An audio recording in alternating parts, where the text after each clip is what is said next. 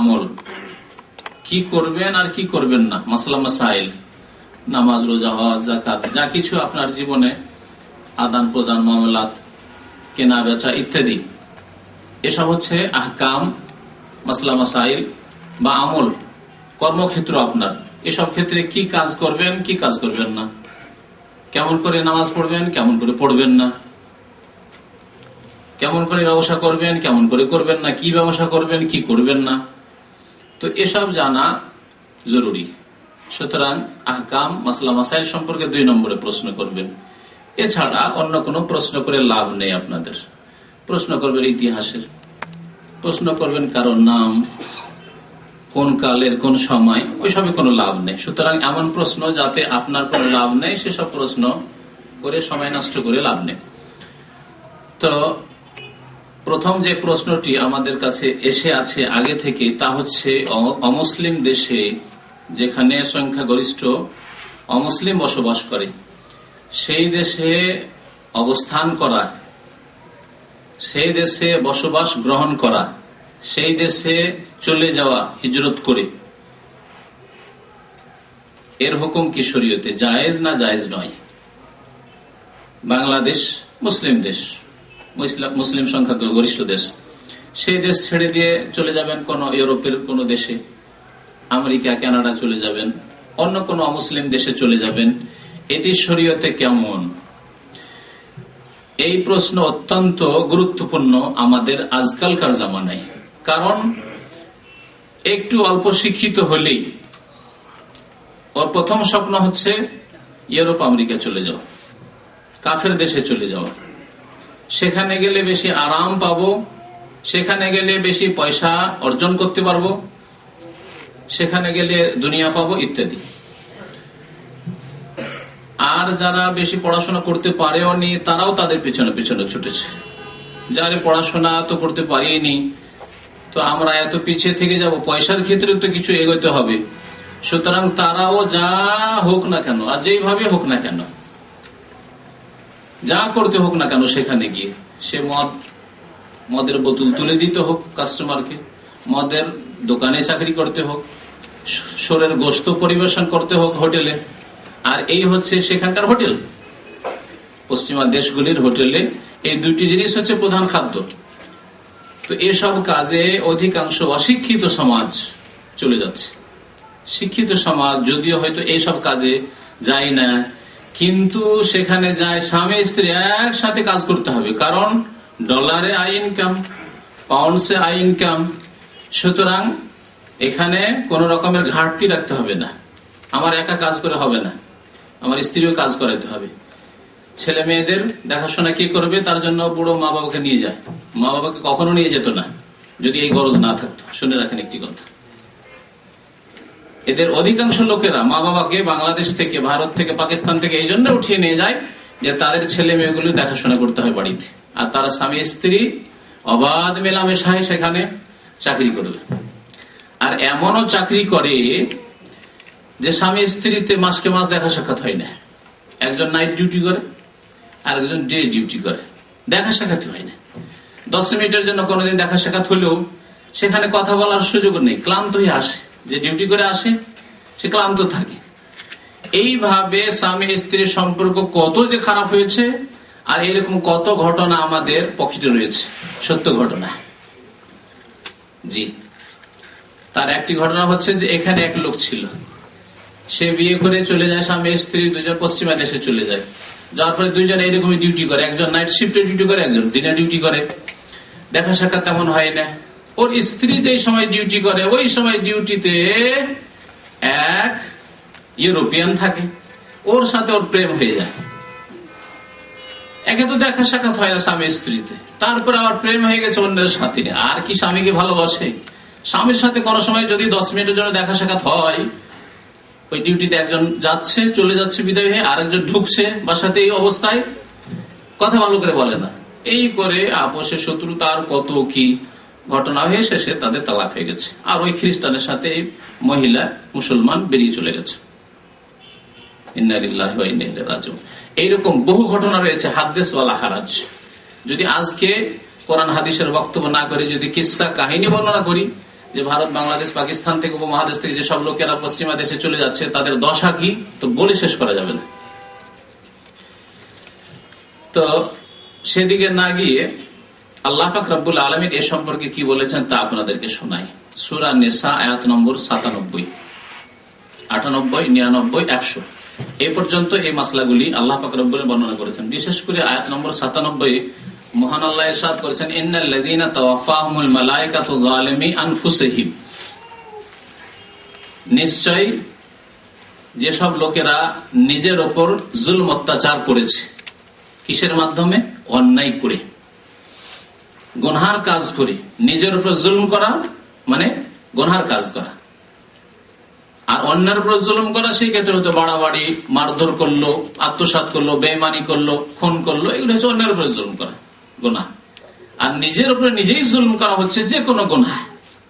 যে নামাজ পড়ে না সে নিজের উপরে জুলুম করলো, যে মদ খেলো নিজের উপরে জুলুম করলো, জি, যে মদের দোকানে চাকরি করলো, শরীরের গোস্ত পরিবেশন করলো, যে কাফের দেশে বসবাস গ্রহণ করলো, সে নিজের উপরেই জুলুম করলো।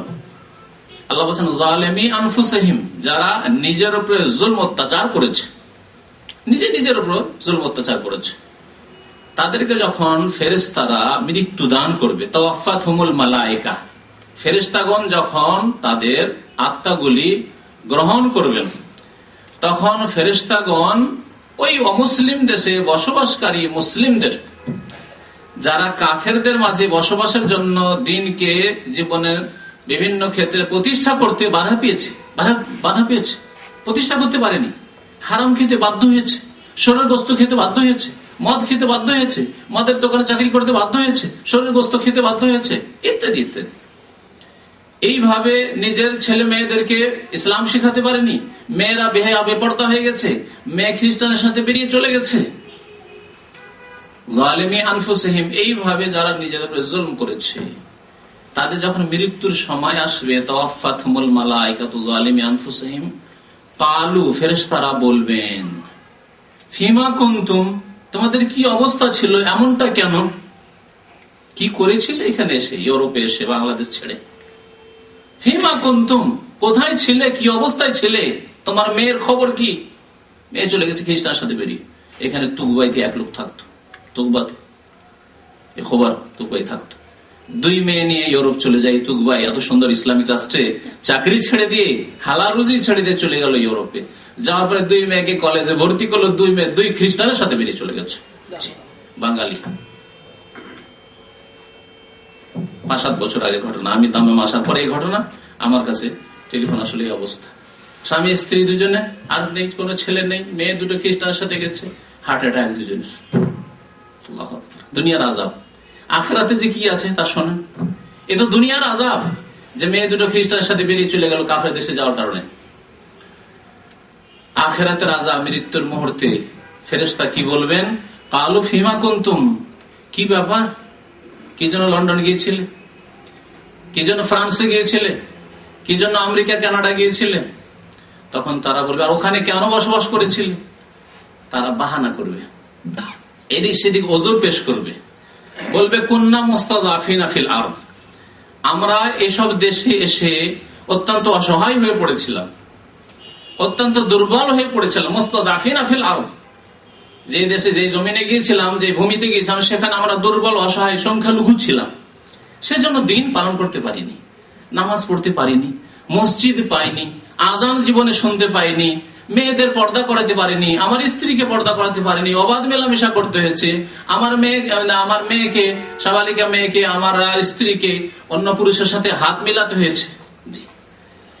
একজন জার্মানে থাকে লোক, সে কয়েক বছর আগে হজের মোসামের সাথে দেখা, আরবিয়ান, সে স্ত্রীকে পর্দা করে নিয়ে এসছে হজের, স্বামী স্ত্রী বসে আছে, এমন এক জায়গায় সফর করছি বাসে, মক্কা থেকে ঠিক আসছি মেনার দিকে, মেনা আসতে ভিড়ে হজের দিনে 5 ঘন্টা লেগেছে। এই 5 ঘন্টায় সে পাশে আমার সিটে বসে কথা বলতে লাগলো, জার্মান থেকে এসছে।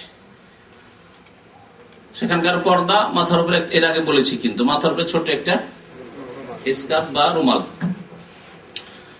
যাই পর্দা তার মোটামুটি একটা ভালো আছে। তারপরে সে কি বলছে শোনেন, দাড়িওয়ালা মানুষ, দাড়িওয়ালা লোকের ইমান পশ্চিমা দেশে, ইউরোপ আমেরিকা গিয়ে কেমন বিকৃত হয়ে যায়, তাহলে বাকি লোকের ইমানের অবস্থা কি শোনেন।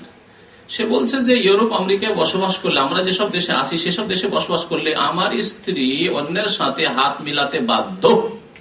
এই কথা শোনেন। এই দাড়ি নিয়ে একজন আরবিয়ান, তার আসল বাড়ি সিরিয়া অথবা কোনো দেশে, এইসব দেশে বা আলজেরিয়া, সে সেখানে যাওয়ার পরে কেমন ভাবে তার মন মেজাজ ইসলামিক মেজাজ থেকে বিকৃত হয়ে ইহুদি খ্রিস্টানের মেজাজ হয়েছে। হাত মেলাতে বাধ্য। সেখানে যদি হাতে হাত না মিলায় আমার স্ত্রী, তাহলে অভদ্র বলবে, সেই জন্য মিলাতে বাধ্য। তো দেখেন উত্তরটা এরকমই না, যে তোমরা এরকম কেন করেছিলে, ফেরেশতারা জিজ্ঞেস করবেন। তখন জবাব দিবে কুন্না মুস্তাদাফিনা ফিল আরদ, ওই সব দেশে আমরা অসহায় দুর্বল ছিলাম, সংখ্যায় শতকরা 2-3 ছিলাম। আল্লাহ পাকের ফেরেশতাগণ তখন কি বলেন, কালু আলাম তাকুন আরদুল্লাহি ওয়াসিআ, অসহায় ছিলে ইউরোপ আমেরিকা গিয়ে, আল্লাহর জমিন প্রশস্ত ছিল না, পৃথিবী কোষাদা ছিল না,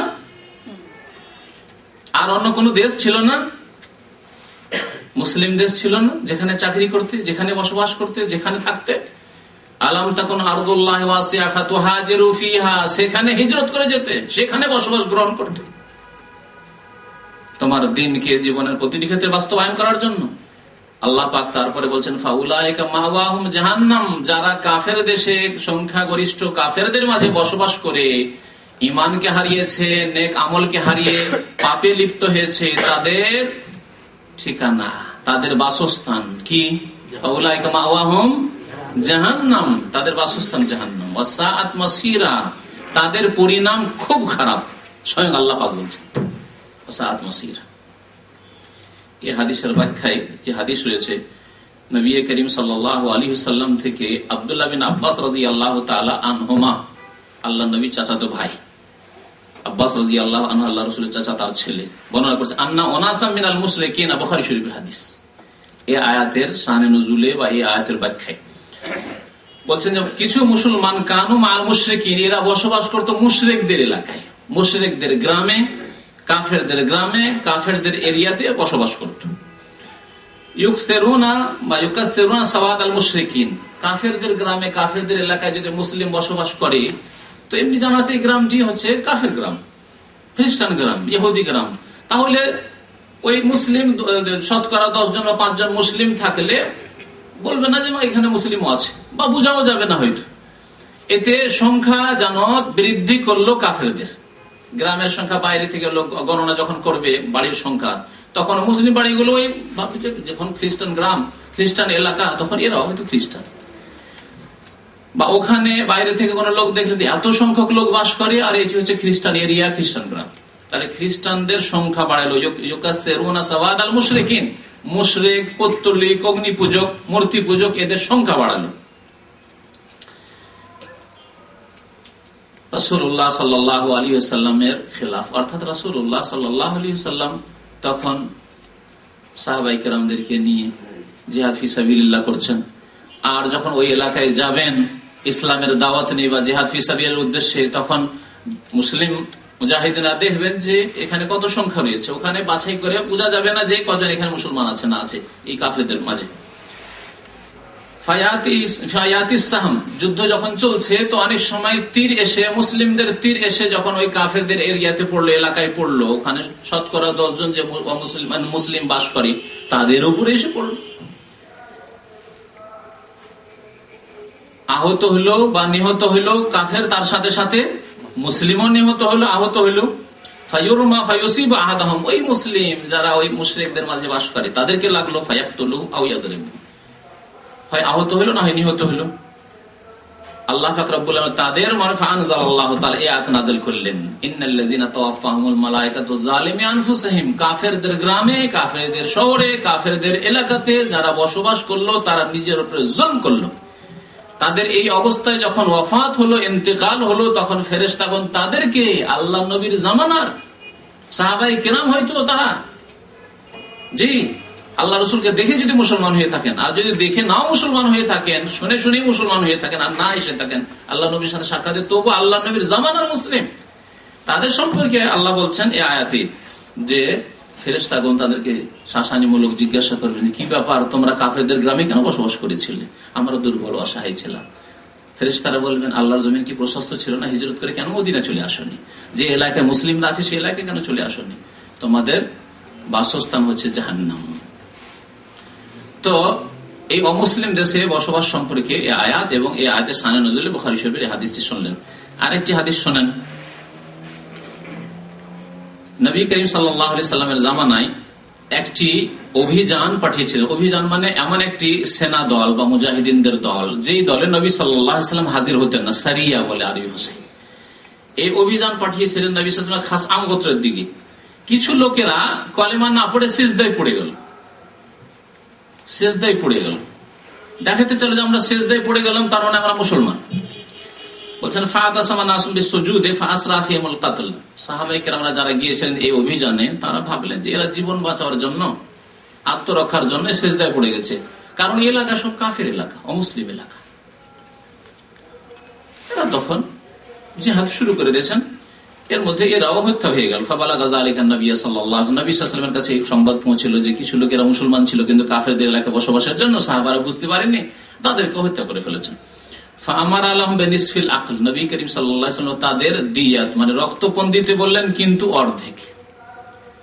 একজন মুসলিমের রক্তপণ হচ্ছে 100টি উট, 100টি উট। একজন মুসলিমকে যদি ইচ্ছা করে হোক আর অনিচ্ছাকৃত হোক, ভুল করে হোক, যদি হত্যার বদল হত্যা না নেয়, ইচ্ছা করে হয়, ইচ্ছা করে খুন করেছে কিন্তু হত্যার বদল হত্যা নেবে না, মাফ করে দিল, তাহলে রক্তপণ দিয়াত নিতে পারে। দিয়াত হচ্ছে 100টি উট, আর অর্ধেক দিয়াত হচ্ছে 50টি।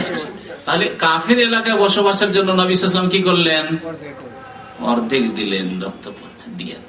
ফুল পুরো 100 উট তারা পেল না, বা তাদের আত্মীয়রা পেল না।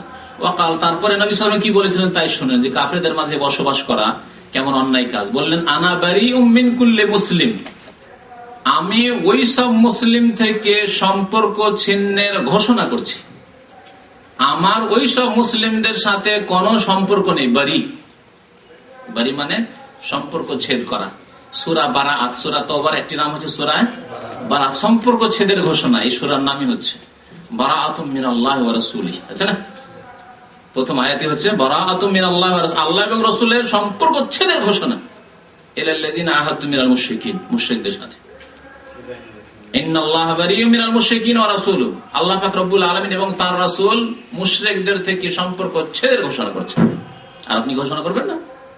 আল্লাহ ঘোষণা করছেন, তার রাসূল ঘোষণা করছেন, আপনি ঘোষণা করবেন না? তাদের মাঝে বাস করবেন? নবী সাল্লাল্লাহু আলাইহি ওয়াসাল্লাম কি বললেন? আমি ওই সব মুসলিম থেকে সম্পর্ক ছেদের ঘোষণা করছি, ইয়াকিমু বাইনা আযহরিল মুশরিকিন, যারা মুসলিমদের মাঝখানে বসবাস করবে। অমুসলিমদের মাঝখানে, কাফেরদের মাঝখানে, মুশরিকদের মাঝখানে বসবাস করবে। মুশরিক যে কোন মুশরিক হোক না কেন, আর সেই গ্রামে, সেই শহরে, সেই দেশে গিয়ে বসবাস করবে। কালু ইয়া রাসূলুল্লাহ ওয়া লিমা, সাহাবারা জিজ্ঞাসা করলেন, হে আল্লাহর রাসূল, কেন? মুশরিকদের এলাকায় বসবাস করলো, কাফেরদের মাঝে, তাতে কি হলো? নবী সাল্লাল্লাহু আলাইহি ওয়াসাল্লাম বললেন, খবরদার, লা তারায়া নারাহুমা, যাতে করে একজন অপরের বাড়ির আগুন না দেখতে পায়, এত দূরে বাস করবে তোমরা। একজন অপরের বাড়ির আগুন যাতে না দেখতে পায়। একজন মানে মুসলিম, আর একজন হচ্ছে অমুসলিম। মুসলিমের বাড়ির আগুন যাতে করে, আগুন জ্বলছে, চুলা জ্বলছে, ধোঁয়া উঠছে, এটা যাতে করে কোনো অমুসলিম না দেখতে পায়, এত দূরে বাস করে। আর অমুসলিমের বাড়ির চুলা জ্বলছে, জানে কোন মুসলিম দেখতে না পায় যে ওই যে অমুসলিমের বাড়ি আর ও চুলা জ্বলছে। তো হচ্ছে নবী করিম সাল্লাল্লাহু আলাইহি ওয়াসাল্লামের হাদিস, আবু দাউদ এবং তিরমিজির হাদিস। সামরা বিন জানদুব রাদিয়াল্লাহু তাআলা আনহু বলছেন, আবু দাউদের হাদিস সেটি, ক্বালা রাসূলুল্লাহ সাল্লাল্লাহু আলাইহি ওয়াসাল্লাম, নবী সাল্লাল্লাহু আলাইহি ওয়াসাল্লাম একবার খুতবা দিনার বলেন, আম্মা বাদ, ক্বালা রাসূলুল্লাহ সাল্লাল্লাহু আলাইহি ওয়াসাল্লাম, মান জামাআল মুশরিকিনা ওয়া সাকানা মাআহু ফাইন্নাহু মিসলুহু, যেই ব্যক্তি মান জামাআল মুশরিক, যেই ব্যক্তি মুশরিকের সাথে একত্রিত হবে, মুশরিকদের সাথে বসবাস গ্রহণ করবে। এখানে জামাআল মুশরিক মানে শুধু বাড়ি তৈরি করা নয়, এমন কি স্বেচ্ছায় আপনি রুমমেট হলেন কোন মুশরিকের, যেটা অনেক ব্যাচেলর এখানে এসে হচ্ছে না? দেশি বলে, বাংলাদেশি হিন্দু বা খ্রিস্টান, বা অন্য কেউ হোক না কেন, কাদিয়ানি হোক না কেন, সব মুশরিক কাফের, তার সাথে আপনি রুম নিচ্ছেন। ভাষার ভিত্তিতে, ন্যাশনালিটির ভিত্তিতে, অথবা ইন্ডিয়ান অথবা অন্য কোনো দেশের, দেশি বলে আপনি একসাথে বসবাস করছেন, একসাথে খাওয়া দাওয়া করছেন, এটি হচ্ছে মান জামাল মুশরিক। যে ব্যক্তি মুশরিকের সাথে একসাথে হবে, বাড়ি বাঁধুক অথবা আপনার বসবাস গ্রহণ করুক অস্থায়ী ভাবে, না, সব করে নেবেন না। তবে আপনার কোম্পানি যদি বাধ্য করে, কোম্পানির ভেলা, আর আপনি কোনো উপায় পেলেন না, সেটা আলাদা কথা, সেখানে আপনি বাধ্য। কিন্তু আপনি ইচ্ছা করে একসাথে খাওয়া দাওয়া করেছেন একজন অমুসলিমের সাথে, একসাথে একই রুমে ঘুমান, একই রুমে থাকেন, আপনি নামাজ পড়বেন, সে পুতুল পূজা করবে, অথবা নাই করুক না কেন। জি, নবী সাল্লাল্লাহু আপনার সম্পর্কে কি বলছেন? যদি এরকম করেন তো যার সাথে বসবাস করে ফাইন্নাহু মিসলু, সে তার মতোই, সে তার মতোই। অর্থাৎ সে যদি ইহুদি হয় ইহুদি, সে যদি খ্রিস্টান হয় খ্রিস্টান, তার মতোই। তাহলে অমুসলিম দেশে যারা সব করে বাস করবে, তারা তাদের মতো, অমুসলিম দেশে গিয়ে সেখানকার নাগরিকত্ব নেবে, তারা তাদের মতোই। জি, ফাইন্নাহু মিসলু। এই 2-3টি হাদিস শোনালাম আর একটি আয়াতে কোরআনী শোনালাম। আশা করি এ সম্পর্কে এতটুকু যথেষ্ট। অমুসলিম দেশে ইচ্ছা করে বসবাস গ্রহণ করা জায়েজ নাই, তবে স্থায়ীভাবে বসবাস জায়েজ নাই। অস্থায়ীভাবে যদি কেউ যায় তাহলে তার হুকুম কি? অবস্থা দেখতে হবে যে কি জন্য সে গিয়েছে, তার উদ্দেশ্য কি। যদি ইসলামের প্রচারের জন্য যায় তাহলে এটি শুধু জায়েজ নয়, বরং নেকির কাজ। আল্লাহর কালিমা লা ইলাহা ইল্লাল্লাহ মুহাম্মাদুর রাসূলুল্লাহ, এই কালিমা সারা পৃথিবীতে পৌঁছে দেওয়ার জন্য অমুসলিম দেশে গেছে 2 বছর, 4 বছর, 5 বছরের জন্য, চিরকালের জন্য সেখানে বসবাসের উদ্দেশ্য যায়নি। যাবে মুসলিম দেশ থেকে সেই দেশে, যাওয়ার পর ইসলামী দাওয়াত দিয়ে আবার ফিরে চলে আসবে তার দেশে। কারণ তার এবং তার ছেলে মেয়েদের ঈমান এবং আমলের হেফাজত করা অন্যকে ইসলামের দাওয়াত দেওয়ার চাইতে বেশি জরুরি। কথা আমার বুঝতে পারছেন না? পারছেন না? আপনি যদি স্থায়ীভাবে সেখানে ইসলামের দাওয়াত দিয়ে বসবাস করে থেকে যান, তাহলে আপনার ছেলে মেয়েদেরকে অমুসলিম দেশে বিপদে ফেলে দিয়ে চলে আসলেন। আর সবচেয়ে বড় এই বিপদ হচ্ছে ঈমান হারিয়ে যাওয়ার বিপদ।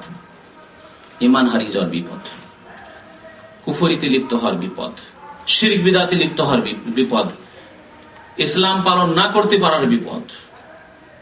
সুতরাং আপনার ছেলে মেয়েদের হেফাজত আগে করতে, কু আনফুসাকুম ওয়া আহলিকুম নারা, নিজেকে বাঁচাও আর নিজের পরিবারকে প্রথম বাঁচাও, তারপর অন্যদেরকে কলমা পড়িয়ে মুসলমান করে জাহান্নাম থেকে বাঁচাবার চেষ্টা করো। তার ইসলামের দাওয়াতের ক্ষেত্রে গেলেও সেখানে অস্থায়ী ভাবে গিয়ে থাকতে হবে এবং সেখান থেকে ইসলামের দাওয়াত দেওয়া হলে আবার ফিরে আসতে হবে। এটি হচ্ছে নেকির কাজ। পড়াশোনা, এমন উচ্চ শিক্ষা নিতে যাচ্ছেন যেটি মুসলিম দেশের নেই, যদি এরকম হয় তাহলে যাওয়া যাবে, না হলে যাওয়া যাবে না। মুসলিম দেশে যদি পড়াশোনার ব্যবস্থা থাকে তাহলে অমুসলিম দেশে পড়াশোনার জন্য যাওয়া জায়েজ নয়।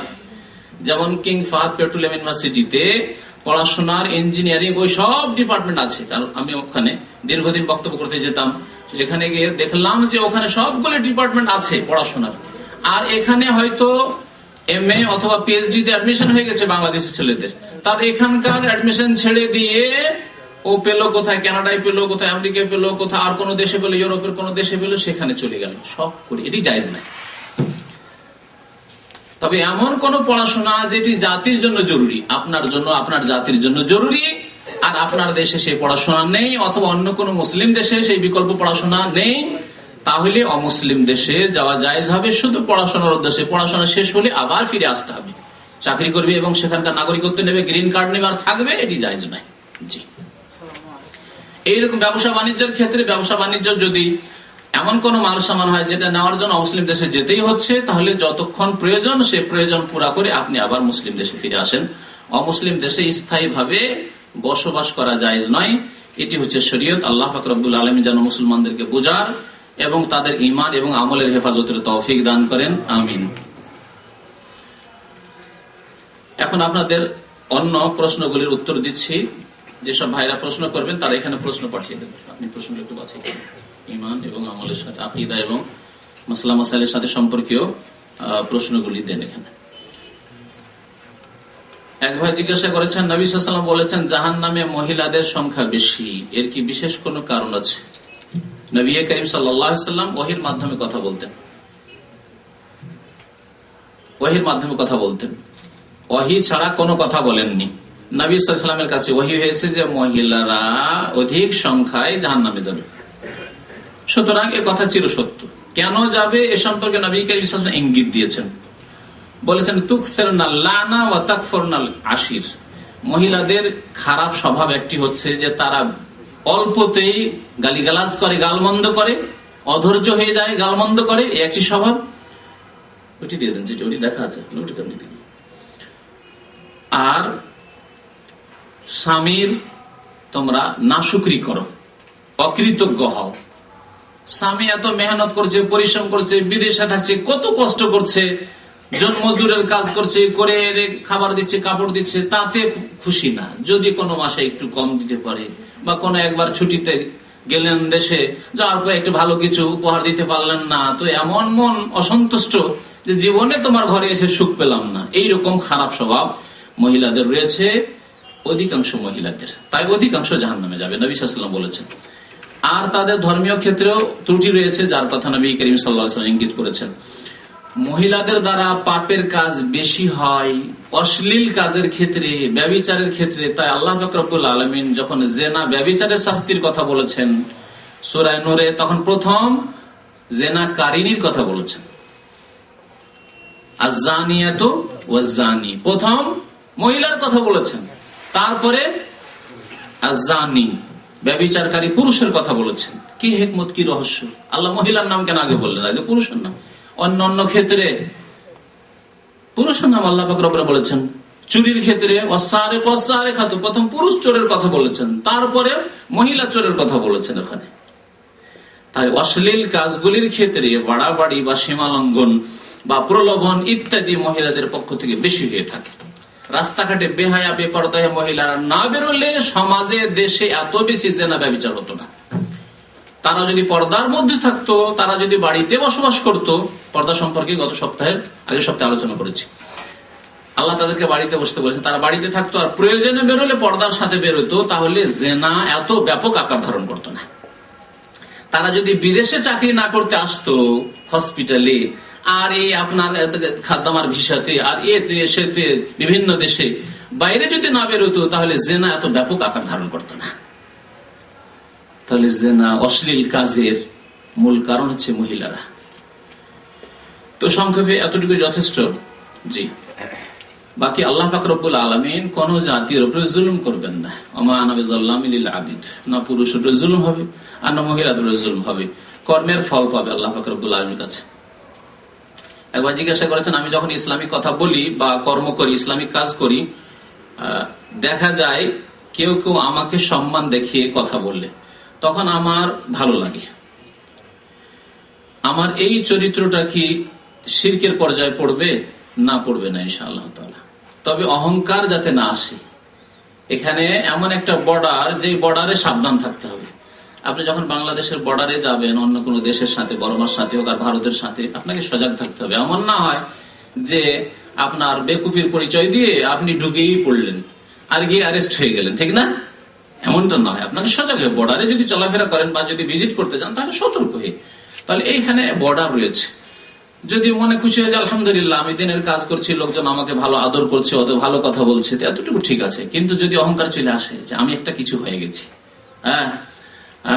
আর লোকের কাছে আমার ভালো খ্যাতি হয়ে গেছে, যদি অহংকার অন্তরে চলে আসে, তাহলে অহংকারী জান্নাতে যাবে না। যার অন্তরে সরিষা পরিমাণ অহংকার আছে, নবী সাল্লাল্লাহু আলাইহি ওয়াসাল্লাম বলেছেন, সেই ব্যক্তি জান্নাতে যেতে পারবে না। তো এখানে সাবধান হইতে হবে। কিন্তু যদি ভালো কাজ করার পরে মনে খুশি হয়, ভালো আমল, তাহাজ্জুদ পড়তে পারলেন, মনে খুশি হইলো, বা ভালো কথা বলতে পেরেছেন, মনে খুশি হলো, তারপরে লোকে কিছু প্রশংসা করলো, শুনলেন যে লোকে প্রশংসা করছে আপনার, তাহলে একে নবী সাল্লাল্লাহু আলাইহি ওয়াসাল্লাম বলেছেন বুশরা আজিলিল মুমিন। শুনে রাখবেন হাদিসের কথা। নবী সাল্লাল্লাহু আলাইহি ওয়াসাল্লাম বলেছেন, এক সাহাবী এই প্রশ্নই করেছিলেন, তখন নবী বলেছিলেন সাল্লাল্লাহু আলাইহি ওয়াসাল্লাম যে এটি হচ্ছে মুমিনের নগদ সুসংবাদ। নগদ, এটা ধারের সুসংবাদ আছে। কবরে যাবেন যখন সুসংবাদ, মৃত্যুর যখন মুহূর্ত আসবে, মালাকুল মউত আসবে, তখন ফেরেশতারা সুসংবাদ দিবে যে চলেন চলেন চলেন, ওয়েলকাম করে নিয়ে যাবে, এই সুসংবাদ। আর জান্নাতে আবার সুসংবাদ রয়েছে। আর নগদ নগদ সুসংবাদ হচ্ছে যে আপনি ভালো কাজ করছেন, আলহামদুলিল্লাহ, লোকে আপনাকে ভালো বলছে, খারাপ বলে না, এতে মনটা খুশি হচ্ছে। বুশরা আজিলিল মুমিন। আর এই ক্ষেত্রে আর বলছেন যে যখন আমার এরকম মনটা হয়, চিন্তা করি যে আমি গুনাহগার হয়ে যাবো নাকি, তাই দাওয়াতি কাজ করতে আগ্রহ জাগে না, এখানে কিন্তু শয়তান সুযোগ নিচ্ছে। সাবধান, এইরকম শয়তান ওয়াসওয়াসা দিয়ে তোর মনে তো অহংকার চলে আসতে পারবে, তোর মনে তো এরকম খুশি চলে আসে, তোকে তো খুব লোকে ভালোবাসছে, তাহলে তুই এই কাজ বন্ধ করে দে। এই শয়তান এখানে কিন্তু সুযোগ দিচ্ছে। সাবধান, শয়তান আপনাকে তখন তাহাজ্জুদ ছাড়িয়ে দিবে, শয়তান তখন আপনার জামাতে যাওয়া ছাড়িয়ে, শয়তান তখন আপনাকে দিনের কথা বলা ছাড়াই দিবে, এই সুযোগ দেবে। এখানে শয়তানকে সুযোগ দিলে হবে না, এখানেও বর্ডার।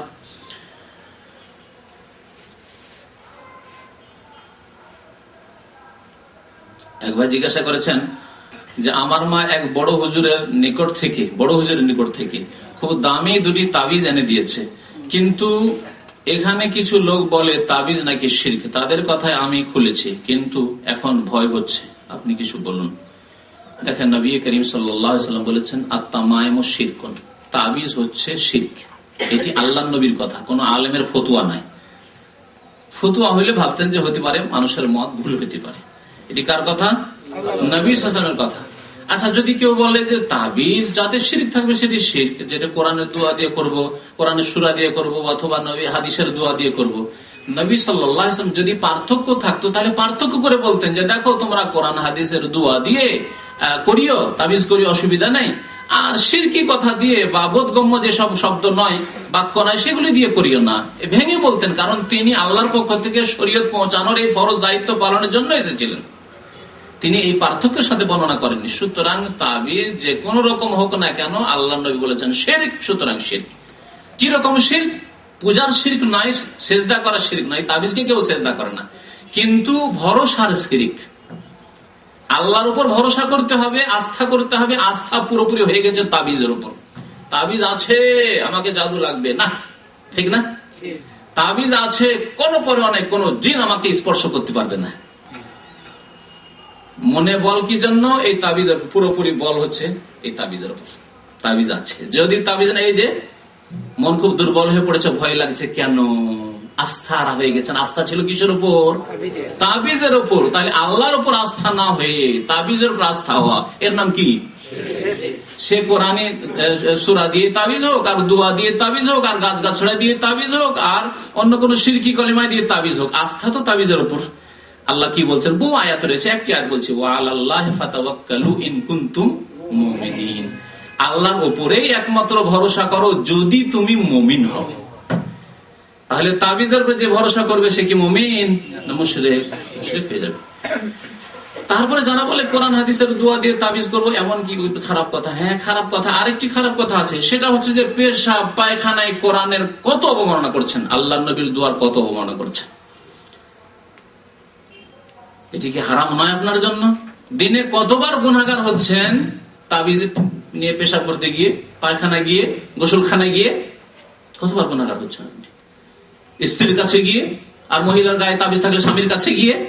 সুবহানাল্লাহ, চিন্তা করেন না? তাহলে শিরকও আছে, এবং এই কোরআন এবং হাদিসের, আল্লাহ এবং রাসূলের কথার অবমাননা, মানহানিও আছে, যা কুফরির আশঙ্কা নিয়ে আসে আপনার জন্য। সুতরাং খবরদার, তাবিজের উপর ভরসা না করে আল্লাহর উপর ভরসা করেন। যারা আমরা তাবিজ করি না, জীবনে লিখি না, তাদের কি ক্ষতি হয়েছে বলুন তো দেখি? আল্লাহ না চাইলে কারো ক্ষতি হবে না। আর আল্লাহ যদি চান কারো কোনো বালা মুসিবত, তাহলে ভালো মানুষ হলেও বালা মুসিবত আসতে পারে, পরীক্ষার জন্য আসতে পারে, আর খারাপের আযাব মুলুক আসতে পারে। খারাপের উপর বালা মুসিবত আযাব শাস্তি হিসাবে আসতে পারে, আর ভালো লোক সৎ লোকের উপর কোনো বালা মুসিবত বিপদ আপদ পরীক্ষার জন্য। দেখি পরীক্ষা আমার বান্দা পাস করছে কিনা। ইব্রাহিম আলাইহিস সালামকে পরীক্ষা করেছেন, ইউসুফ আলাইহিস সালামকে জেলে দিয়ে আল্লাহ পরীক্ষা করেছে, আইয়ুব আলাইহিস সালামকে অসুস্থ করে আল্লাহ পরীক্ষা করেছে, পরীক্ষা করছেন।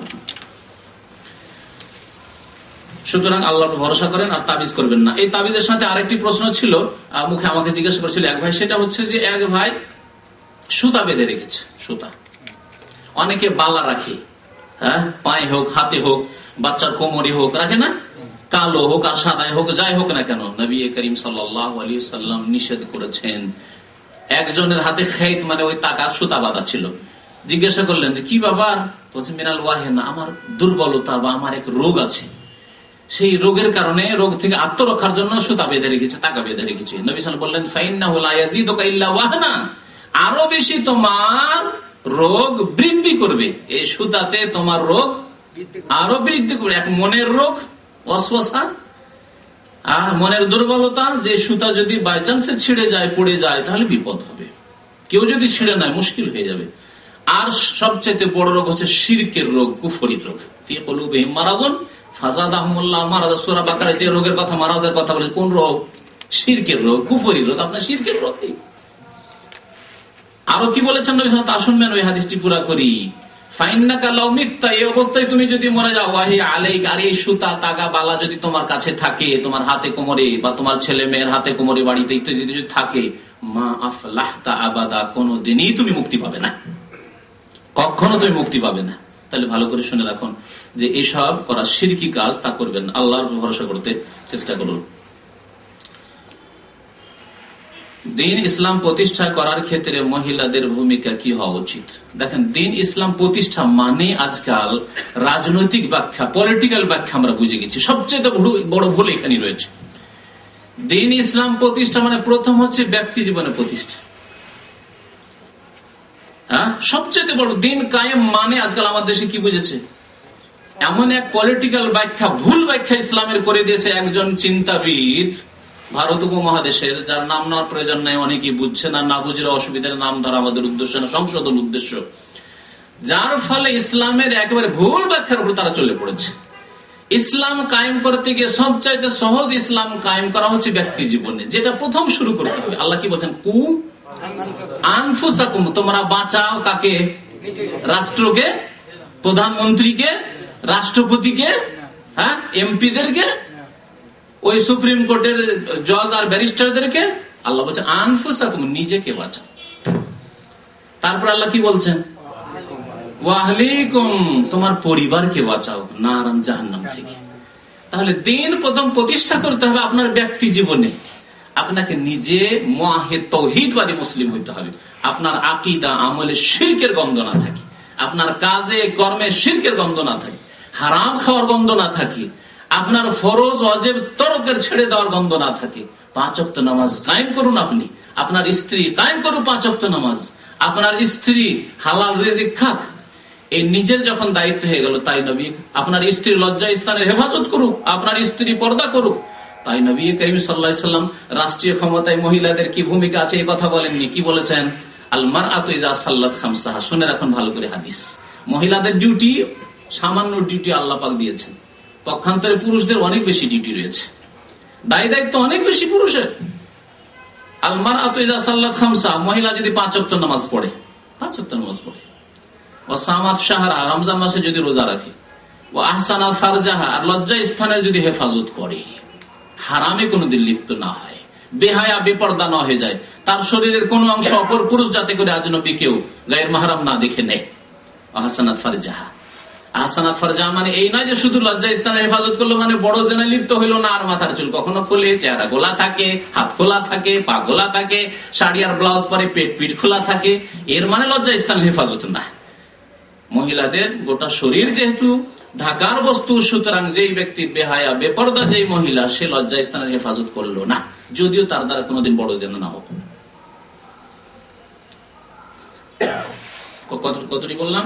3টা বলেছি। 4 নম্বরে ওয়া আতাআত বা'লাহা, স্বামীর যেই মহিলা আনুগত্য করলো, স্বামীর কথা মেনে চললো, হালাল ক্ষেত্রে, জায়েজ ক্ষেত্রে, ফরজ ওয়াজিব সুন্নাত থেকে শুরু করে জায়েজ পর্যন্ত। যেমনই হারামে নেমে আসবে যদি স্বামী হারাম কাজের কথা বলে, স্বামী যদি অন্যায় কাজের কথা বলে, স্বামী যদি পাপের কথা বলে, শুনবে? শুনবে না। খুব তাড়াতাড়ি কথা বললাম, হয়তো অনেকে বুঝতে পারলেন কিনা। ফরজ কাজ আপনার জন্য ফরজ, স্বামী বলছে এই কাজটি করো, যাও নামাজ পড়ো, পড়বেন না? পড়বেন না? আচ্ছা। সুন্নত কাজ, যাও সুন্নতে নামাজ পড়ো, সোমবারে রোজা রাখো, বৃহস্পতিবার রোজা রাখো, শুনবেন না? শুনবেন না? স্বামী বলছে যে দেখো তুমি জায়েজের ক্ষেত্রে উদাহরণ দিই, পর্দা করে বাজারে যাওয়া প্রয়োজনে স্বামীর সাথে কেনাকাটার জন্য গেলেন, জায়েজ না জায়েজ নয়? স্বামীর সাথে বা আপনার বাবার সাথে, মহিলা বাবার সাথে গেল বা আপন ভাইয়ের সাথে গেল, জায়েজ। কিন্তু স্বামী বলছে না তুমি যেও না, যা লাগবে আমি কিনে এনে দেবো, তোমার যাওয়ার দরকার নেই। তাহলে স্বামীর আনুগত্য করতে হবে না? হবে না? জায়েজের ক্ষেত্রে আনুগত্য। মসজিদে নামাজ পড়তে যাওয়া জায়েজ মহিলাদের জন্য, কিন্তু স্বামী বলছে দেখো আজকাল যুগ জামানা খারাপ, সুতরাং মসজিদে নামাজ পড়তে যাওয়ার কোনো প্রয়োজন নেই, বাড়িতে নামাজ পড়ো, পর্দার মধ্যে নামাজ পড়ো, খুশু খুশু হয়ে বাড়িতে নামাজ পড়ো। শুনবেন না? শুনবেন না? মহিলা জায়েজ ক্ষেত্রেও। কিন্তু না জায়েজ যদি বলে স্বামী বলছে যে দেখো তোমার বাবার সাথে কথা বন্ধ করে দাও, তোমার বাবা খারাপ মানুষ, তোমার তার সাথে কথা বলতে দেবো না, তোমার ভাইয়ের সাথে কথা বলতে দেবো না, আপন ভাই, তোমার মায়ের সাথে কথা বলতে দেবো না। তাহলে শুনবে না? শুনবে না, জায়েজ না। বোঝাবে স্বামীকে, নসিহত করবে, উপদেশ দেবে যে আরাম তুমি গুনাহগার হবে। আত্মীয়তা বিচ্ছিন্ন, আত্মীয়তার সম্পর্ককে বিচ্ছিন্নকারী লা ইয়াদখুলুল জান্নাহ, জান্নাতে দাখিল হবে না। তাহলে তুমি আমাকে জাহান্নামে নিয়ে যেতে চাও, আর তুমিও যাবে, যেহেতু তুমি আমাকে বাধ্য করছো, সুতরাং তুমিও জাহান্নামে যাও, আমাকেও জাহান্নামে নিয়ে যাবে। এরকম বহু উদাহরণ হইতে পারে হারাম কাজের ক্ষেত্রে, হয়তো স্ত্রীকে বাধ্য করা। তো এই হচ্ছে ইসলাম প্রতিষ্ঠা। তারপরে ছেলে মেয়েদের লালন পালন, বাড়িতে কত কাজ, বাড়িতে ছেলে মেয়েদের লালন পালন, আপনার স্বামীর কাপড় চোপড় সাফ করা। আজকালকার মহিলারা স্বামীর কাপড় আয়রন করে দেয় না। আমি বহু ফ্যামিলির কথা জানি, এখানেও খবর রাখি, কারণ আমাদের যখন ঘরে ফ্যামিলি আছে তখন এগুলি কথা, যেহেতু আলহামদুলিল্লাহ আমার বাড়িতে জীবনে কোনোদিন আমি হয়তো স্পর্শ করি না, সবকিছু করে পাই, জাযাকুমুল্লাহ খাইর, কিন্তু অনেক সময় এই রসিকতার সাথে বলে যে অমুক নিজেই করে, অমুকেরা নিজেই করে। তাহলে যেই মহিলা নিজের স্বামীর কাপড়টা আয়রন করে দিতে পারে না, আর সে রাজনীতি করতে যাবে? সে এমপি হতে যাবে? নিজের দলকে প্রতিষ্ঠা করার জন্য বাংলাদেশ ইসলাম প্রতিষ্ঠা করার চিন্তা ভাবনা করছে, আর বাড়িতে ইসলাম প্রতিষ্ঠা করতে পারে না, স্বামীর কাপড় সাফ করে দিতে পারে না, স্বামীর খাবার রেডি করে দিতে পারে না, ওই রেডি আছে, খেয়ে নাও, আমি শুয়ে আছি। আর সে আবার ইসলাম প্রতিষ্ঠা করবে? কোথায় ইসলাম প্রতিষ্ঠা করবে? এই বাড়িতে ইসলাম প্রতিষ্ঠা করতে হবে। ছেলে মেয়েদের সকাল বিকাল কোরআন নিয়ে বসতে হবে, কোরআন তেলাওয়াত শিখাতে হবে, দোয়াগুলি মুখস্থ করাতে হবে, জি, ইসলামের বিধিবিধান মুখস্থ করাতে হবে। এগুলি কাজ হচ্ছে। নাবালক ছেলে মেয়েগুলোকে নিয়ে বসবে, জি, তাদের খোঁজ খবর রাখবে। বাড়ি থেকে বাইরে গিয়ে 1 ঘন্টা 2 ঘন্টা আপনার ছেলে থেকে গেল, আপনার মেয়েটি থেকে গেল, কোথায় থাকলো, এই খোঁজ নিবে কে? আপনি তো 10 ঘন্টা ডিউটিতে বাইরে, আমি তো বিকাল 4টায় এসেছি, রাত 10টায় যাবো, তাহলে এই খোঁজ খবর রাখবে কে? এগুলি হচ্ছে ইসলাম প্রতিষ্ঠা, এগুলি হচ্ছে নারীদের ভূমিকা। আসল ভূমিকা ছেড়ে দিয়ে আর চলেছে রাজনীতি করতে। যে আরে অনেক মহিলা রাজনীতি করে তো প্রধানমন্ত্রী হয়েই গেল, আর আমরা কেন বসে থাকি, আমরাও হই ইসলামের লেভেল লাগিয়ে। এগুলো ইসলামের বিকৃতি, ইসলামের বিকৃতি।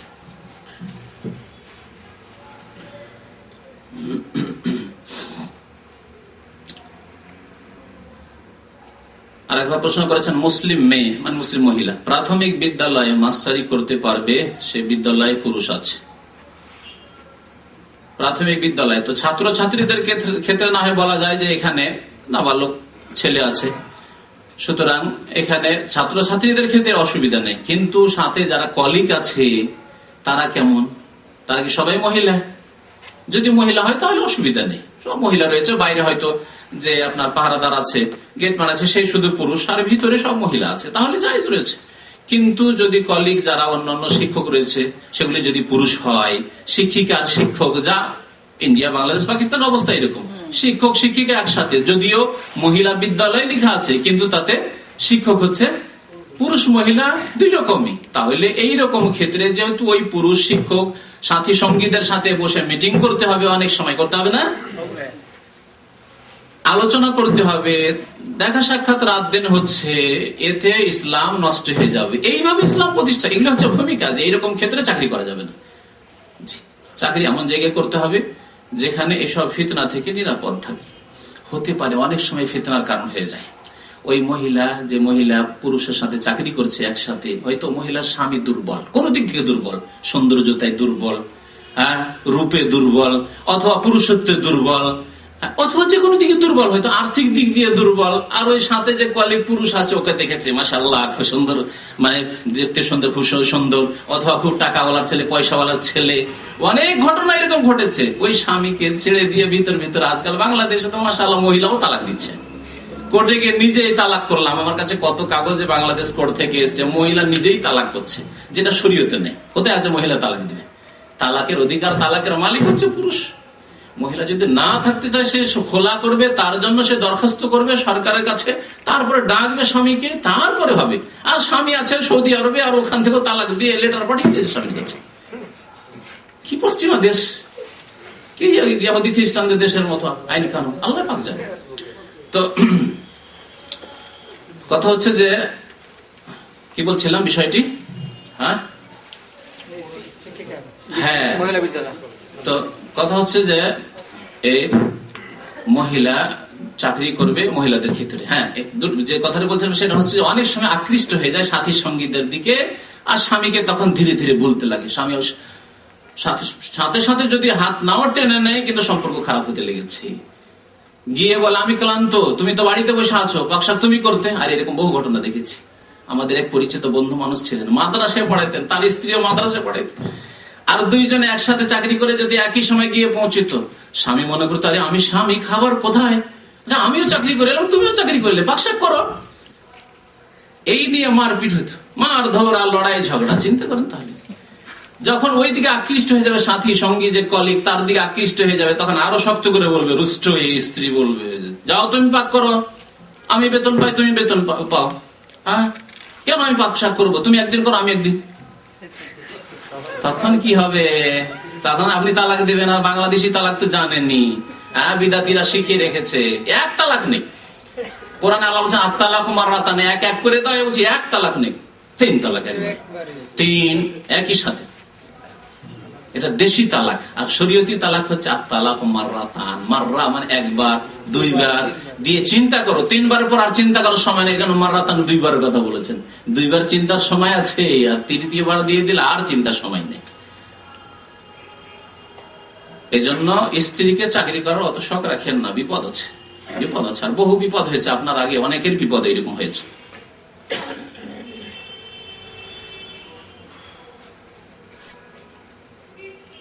বর্তমানে যারা হকের ওপর আছেন তাদের লক্ষণ কি, আমরা কিভাবে তাদের অন্তর্ভুক্ত হতে পারবো?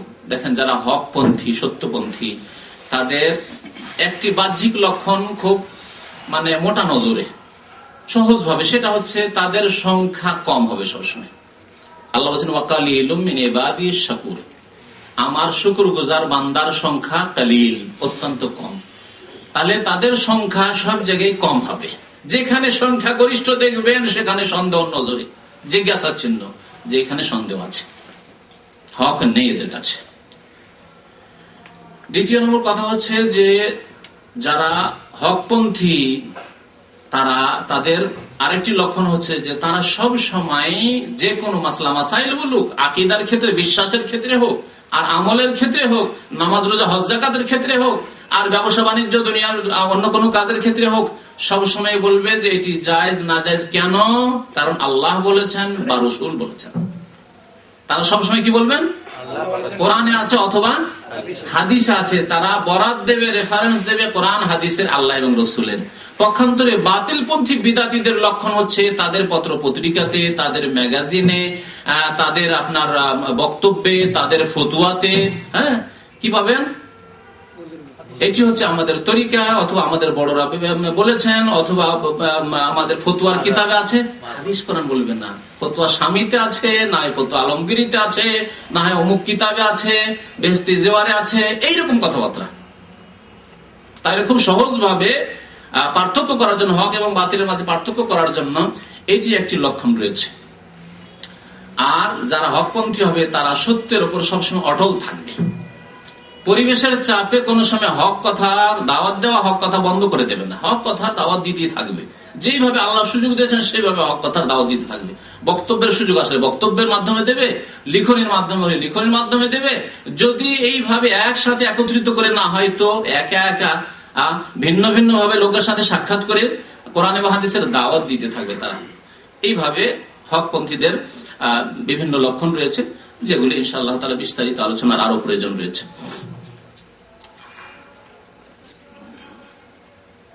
স্পষ্ট যেগুলো সেগুলো একটু পড়ে দেবেন।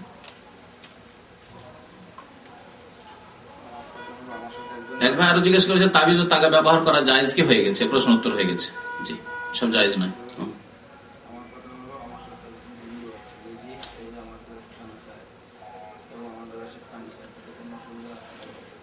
মাসলা বলা হয়ে গেছে যে শখ করে জায়েজ নাই। যদি এক রুমে থাকতে বাধ্য হন সেটা আলাদা কথা, কিন্তু একসাথে খেতে কি বাধ্য? খেতে বাধ্য কেন খাবেন? দেখেন, একটা আল্লাহর শত্রুর সাথে যখন খাওয়া দাওয়া করবেন, তখন একটা যে ঘৃণা আর একটা যে অরুচি হওয়া উচিত, সেটা ধীরে ধীরে হ্রাস পেয়ে যাবে, শেষ হয়ে যাবে। তারপরে একাকার হয়ে যাবেন, তখন তার সাথে ভালোবাসা মহব্বত সবকিছু হয়ে যেতে পারে, যেটা তো অন্য একটা মুসলিমের সাথে নেই। কারণ অপরিচিত সে মুসলিম, তার সাথে রুচি করে খেতে পারবেন না। কিন্তু আল্লাহর শত্রু কাফেরের সাথে রুচি করে খেতে পারছেন, কারণ রাত দিন তার সাথে ডাল ভাত করে খেয়ে অভ্যাস হয়ে গেছে।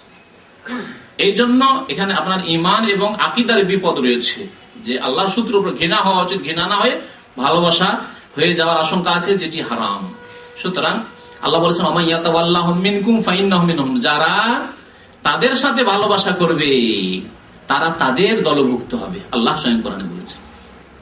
সুতরাং এইরকম যাতে না হয়, তো এইরকম অবস্থা যাতে না হয় যে আপনি তাদের সাথে খাচ্ছেন। তবে একটি অবস্থা, আপনি দেখছেন যে এই লোকটি ইসলামের খুব কাছাকাছি, আর একে নিয়ে সাময়িক দুই একবার যদি আমি খাওয়া দাওয়া করি কখনো সাথে নিয়ে, তাহলে আকৃষ্ট হয়ে যাবে আর কলেমা পড়ে নেবে, সেটা ক্ষণিকের জন্য করা যেতে পারে। আর স্থায়ী বছর 2 বছর আছেন আর একসাথে খাওয়া দাওয়া করছেন, জীবনে ইসলামের দাওয়াত দেওয়ার তৌফিক হলো না।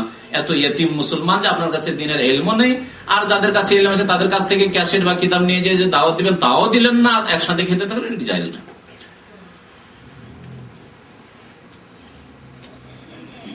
কোন ব্যক্তি মাঝে মধ্যে নামাজ পড়ে আবার মাঝে মধ্যে নামাজ ছাড়ে, যে অবস্থায় নামাজ পড়লো সে মুসলিম হয়ে গেল, আর যে অবস্থায় নামাজ ছাড়লো সে অমুসলিম হয়ে গেল।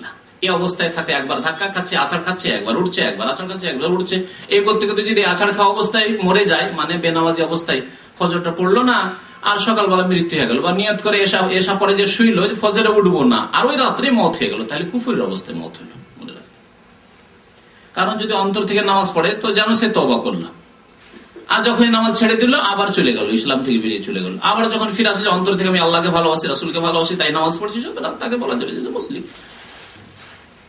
তো এই অবস্থা কিন্তু ভয়ানক অবস্থা।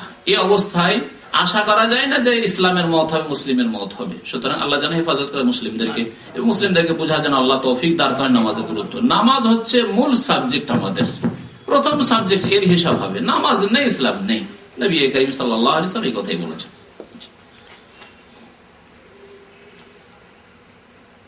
আর এই কুফরের অবস্থা যদি মত হয় তাহলে চিরকালে জাহান্নামে, তাও জিজ্ঞাসা করেছেন।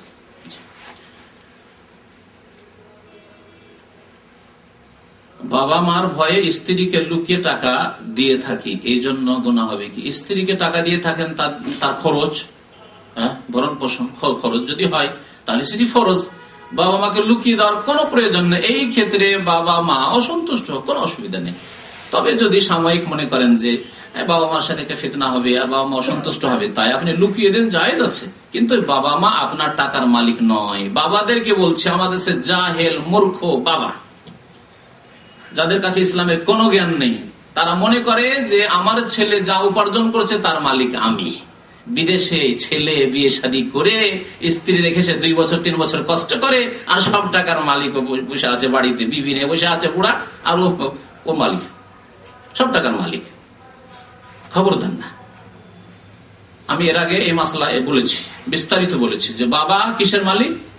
খাওয়ার মালিক, পড়ার মালিক, চিকিৎসার মালিক, যা প্রয়োজন হয় তার মালিক। যখন প্রয়োজন হবে আপনার অনুমতি নেওয়ার প্রয়োজন না, আপনার ব্যাগে টাকা রাখা আছে, টাকা নিয়ে যেতে পারে, এতটুকু অধিকার আছে। কারণ নবী সাল্লাল্লাহু আলাইহি ওয়াসাল্লাম বলেছেন আনতা ওয়া মালুকা লিআবিকা, তুমি এবং তোমার ধন সম্পদ তোমার বাবার, সুতরাং নিজের সম্পদের মতো নিতে পারে। কিন্তু এর মানে এই নয় যে আপনার উপর পাবন্দি লাগিয়ে দিবে যে খবরদার তুমি টাকা হিসাব দাও, না।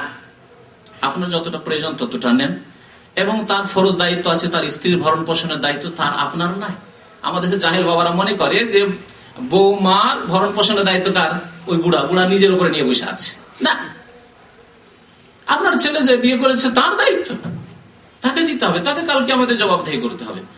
তো এই অজ্ঞতাগুলি আমাদের সমাজে, অনইসলামিক সমাজ, অনইসলামিক পরিবার, যার ফলে এই সব অজ্ঞতা রয়েছে। তো বাবারও হক আদায় করতে হবে, স্ত্রীর হক আদায় করতে হবে, ছেলে মেয়ের হক আদায় করতে। আল্লাহ না করে হঠাৎ যদি মত হয়ে যায়, সব টাকা পয়সা বাবাকে দিয়ে দিলেন, অনেকেই স্ত্রীকে আর ছেলেদেরকে মেয়েদেরকে ভাসিয়ে দিচ্ছে। সব টাকা নিয়ে গেছে বাবা, আর জমি কিনেছে নিজের নামে, আর জমিগুলি সব ভাইরা নিয়ে গেল। হচ্ছে না এরকম ঘটনা? ও ঘটনা ঘটছে।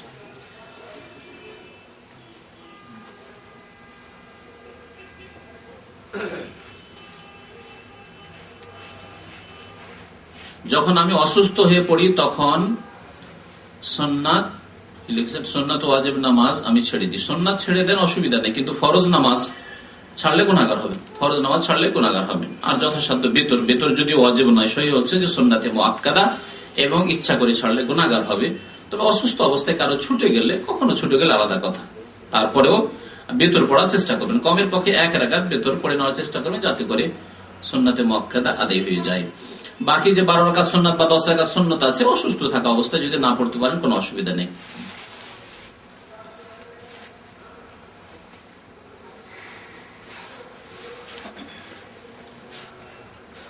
এক ভাই জিজ্ঞেস করেছেন যে স্বামী স্ত্রীর সহবাসের সময় ঘরে কোরআন থাকে, তো এই অবস্থায় কি কোরআনের অসম্মান করা হবে? আল্লাহ হিদায়াত করেন।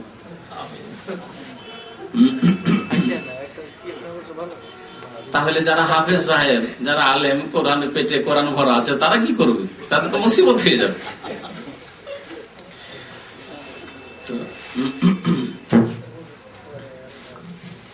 কোরআনের সবচেয়ে বড় অবমাননা যে কোরআনের বাস্তবায়ন না করা।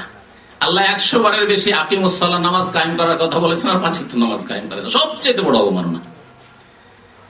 আপনার স্ত্রীর একটা আদেশ, হোম মিনিস্টারের একটা আদেশ হলে আরে নিয়ে যেতেই হবে, আমার স্ত্রী একটা মালা চেয়েছে, একবার বলেছে শুধু। আর আপনার শাশুড়ি, আপনার শালা শালি যদি বলে আমার শালি বলেছে, ওরে হোম মিনিস্টারের বউ না বল, তাই না? তার কত গুরুত্ব। আর যে আল্লাহ পাক রব্বুল আলামিন সৃষ্টি করেছেন, রিজিক দিয়েছেন, আপনার চাকরি দিয়েছেন, আপনার শ্বাস প্রশ্বাস দিয়েছেন, আপনার চোখ দিয়েছেন, নাক দিয়েছেন, কান দিয়েছেন, ব্রেন দিয়েছেন, বিদ্যা দিয়েছেন, বুদ্ধি দিয়েছেন, ইলম দিয়েছেন, তিনি বলছেন আকিমুসসালাহ, নামাজ কায়েম করার, ফজর পড়েন না, 4 ওয়াক্ত পড়া মুসলমান, জুমা পড়া মুসলমান, খেয়াল খুশি নামাজ পড়া মুসলমান, প্রবৃত্তির অনুসারী মুসলমান। কুপ্রবৃত্তির পূজা করেন, মন হইলে নামাজ পড়েন, না হলে পড়েন না, আপনাকে পড়াই কে? সবচেয়ে বড় অবমাননা কোরআনের, যে কোরআনের বাস্তবায়ন জীবনের প্রতিটি ক্ষেত্রে করা।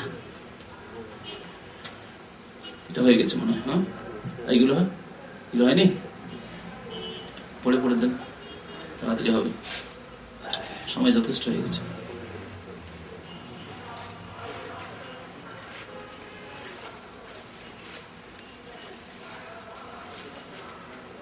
ঠিক আছে, এটা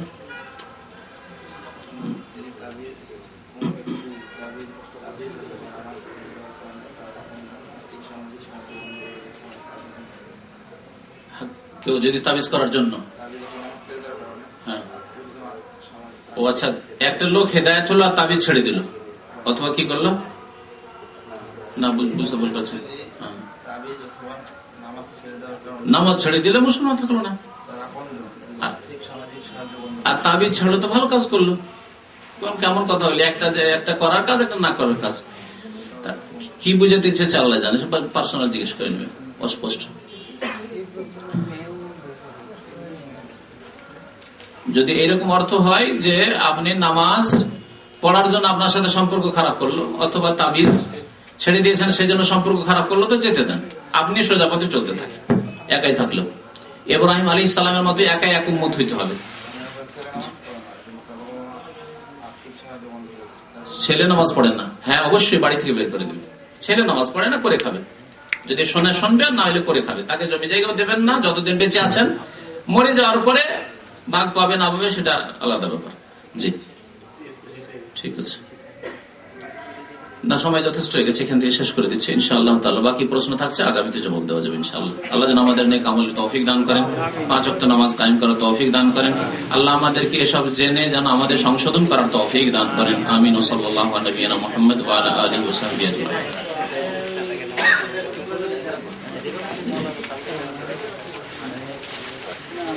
যেসব ভাইরা প্রশ্ন করবেন, সৃষ্টি করেছেন তিনি সবকিছুই করতে পারেন। আল্লাহ পাক রব্বুল আলামিন দাড়ি পাল্লা কায়েম করবেন। নবী করিম সাল্লাল্লাহু আলাইহি ওয়াসাল্লামের হাদিস রয়েছে, সহিহ বুখারী শরীফের শেষ হাদিস, নবী সাল্লাল্লাহু বলেছেন কালিমাতানে, 2টি কথা রয়েছে, 2টি বাক্য রয়েছে, খাফিফাতানে আলাল লিসান, জবানে বলতে অত্যন্ত হালকা, উচ্চারণ করতে অত্যন্ত হালকা, বেশি কষ্ট না, বেশি সময় লাগে না। আর সাকিলাতানে ফিল মিজান, দাড়ি পাল্লাতে অত্যন্ত ভারী, বলতে খুব সহজ কিন্তু আল্লাহর দাড়ি পাল্লায় মিজানে খুব ভারী। আর হাবিবাতান ইলার রহমান, আল্লাহর নিকট অত্যন্ত প্রিয়, খুব ভালোবাসেন আল্লাহ পাক রব্বুল। ওই 2টি বাক্য, 2টি কথা, সেই 2টি কথা কি? সুবহানাল্লাহি ওয়া বিহামদিহি সুবহানাল্লাহিল আযীম, সুবহানাল্লাহি ওয়া বিহামদিহি সুবহানাল্লাহিল আযীম। এগুলি হচ্ছে জিকির আজকার। আপনি গাড়িতে বসে আছেন, ভিড়ে জামে পড়ে গেছেন, সিগন্যালে আপনার বারবার করে সিগন্যাল বন্ধ হয়ে যাচ্ছে, রাস্তায় এখান থেকে যারা দূরে ওই সেকেন্ড ইন্ডাস্ট্রিয়াল সিটিতে ডিউটি করতে যান, অনেক সময় 1 ঘন্টা আসতে লাগে, 1 ঘন্টা যেতে লাগে। আপনি 1 ঘন্টায় কতবার জিকির করতে পারবেন বলুন তো দেখি? কখনো সুবহানাল্লাহ ওয়া বিহামদিহি সুবহানাল্লাহ, একবার বললে আল্লাহর কাছে এত প্রিয় যে আপনার দাঁড়ি পাল্লা, নেকির পাল্লা ভারী হয়ে যাবে। কতবার বলতে পারবেন? হাজার হাজার বার বলে ফেলতে পারবেন আপনি। লা ইলাহা ইল্লাল্লাহ কখনো বলছেন, কখনো সুবহানাল্লাহ বলছেন, কখনো আলহামদুলিল্লাহ বলছেন, কখনো আল্লাহু আকবার বলছেন, কখনো আপনি আস্তাগফিরুল্লাহ বলছেন, আল্লাহর কাছে মার্জনা কামনা করছেন, এইভাবে লা হাওলা ওয়ালা কুওয়াতা ইল্লা বিল্লাহ বলছেন। বিভিন্ন রকমের দোয়া আর ইস্তিগফার আর তাসবিহ তাহলিল এগুলি আপনি করতে থাকবেন। এগুলি হচ্ছে সুন্নতি জিকির আজকার।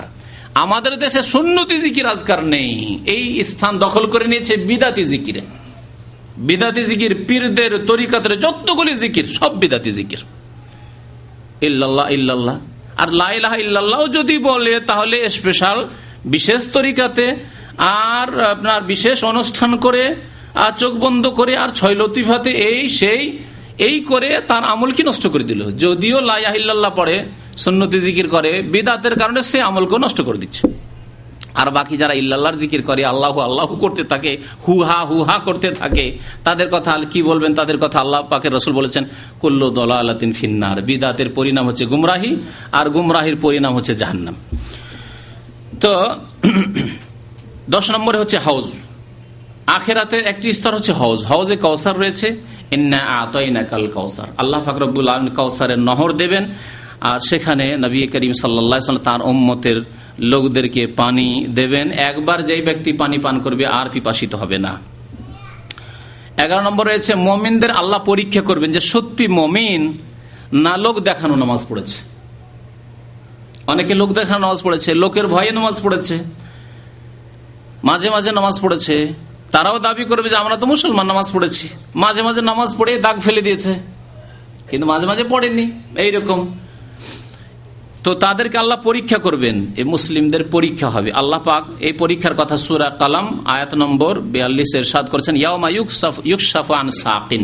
আল্লাহ পাক রব্বুল আলামিন নিজের পা উন্মুক্ত করে দেবেন, খুলে দেবেন। এই আয়াত দ্বারা বোঝা গেল যে আল্লাহ পাক রব্বুল আলামিনের মোবারক কদম রয়েছে, পা রয়েছে। ওয়ায়ুদাউনা ইলা সুজুদ, এবং সেজদার জন্য আহ্বান করবেন আল্লাহ পাক রব্বুল আলামিন, ডাকা হবে। মুমিনদেরকে বলা হবে সেজদা করো। মুমিনরা সেজদা করতে পারবে, কিন্তু মুনাফিক যারা লোক দেখানো নামাজ পড়েছে, কখনো কখনো নামাজ পড়েছে কারো ভয়ে, কারো আশাতে, কারো কাছে কিছু আশা রাখে, এই জন্য। কারণ অনেকে বেতন বাড়ানোর জন্য নামাজ পড়ে, মোদির ভালো কফিল ভালো, নামাজ পড়লে বেতন বাড়ে, বেতন বাড়ার জন্য নামাজ পড়েছে। অনেকে শ্বশুর বাড়ি গিয়ে শুধু নামাজ পড়ে, হ্যাঁ। অনেকে বিশেষ বিশেষ স্থানে নামাজ পড়ে লোকজন দেখে, আবার নামাজ পড়েও না, লোক দেখানো নামাজ। এরকম শিরকিয়াল লোক দেখানো যারা নামাজ পড়েছে, বা মুনাফিকি অন্তরে ঢুকা আছে, দুনিয়ার স্বার্থে নামাজ পড়েছে, ফালা ইয়াস্তাতিউন, তারা সেজদা করতে পারবে না, পরীক্ষায় ফেল করে যাবে। আর যারা মুমিন, সত্যিকার অর্থে মুমিন, আল্লাহ সন্তুষ্টির জন্য নামাজ কায়েম করেছে, তারা অবশ্যই সেজদা করতে পারবে, তাদের পরীক্ষা হয়ে যাবে। 12 নম্বরে যে বিষয়টি রয়েছে আখিরাতের স্তরে, সেটি হচ্ছে পুলসিরাত। এই পুলসিরাতের ওপর দিয়ে, পুলসিরাত আমাদের দেশের মানুষরা বুঝে, সেজন্য পুলসিরাত বললাম। পুল মানে সিরাত, আর সিরাত মানে পুল। যেমন লাইলাতুল কদরের রাত, হ্যাঁ, বা সবে কদর রাত, সব মানে রাত, আর লাইলাতুল মানে রাত, আর রাত মানেও রাত। তো আল্লাহ পাক পুল কায়েম করবেন জাহান্নামের ওপরে। জাহান্নামের ওপরে পুল থাকবে, এর ওপর দিয়ে অতিক্রম করে যেতে হবে। এই পুলের কথা আল্লাহ কোরআনে কারিমে সূরা মারিয়াম আয়াত নম্বর 72 উল্লেখ করেছেন, ওয়াইন মিনকুম ইল্লা ওয়ারিদুহা। এমন কোন মানুষ নেই যাকে এই পুলের ওপর দিয়ে অতিক্রম করতে হবে না।